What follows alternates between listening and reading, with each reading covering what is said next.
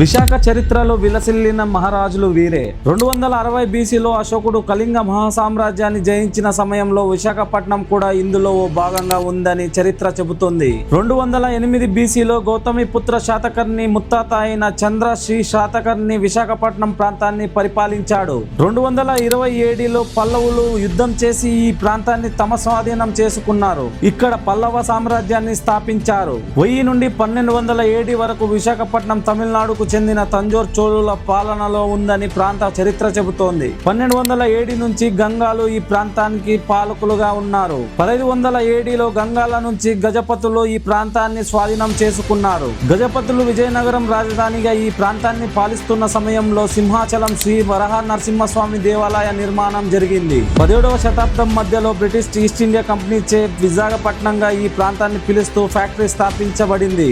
1922 నుంచి 1924 బ్రిటిష్ పాలనకు వ్యతిరేకంగా అల్లూరి సీతారామరాజు తిరుగుబాటు చేస్తూ ఈ ప్రాంతం మన్యంలోనే వీరమరణం పొందారు. 1947న తూర్పు నౌకాదళ కమాండ్ విశాఖపట్నంలో తన స్థావరాన్ని స్థాపించింది. 1947కి ముందు ఇక్కడ రాయల్ నేవీ ఉండేది. వీడియో మీకు నచ్చినట్లయితే లైక్ అండ్ సబ్స్క్రైబ్ చేసుకోండి. Thank you.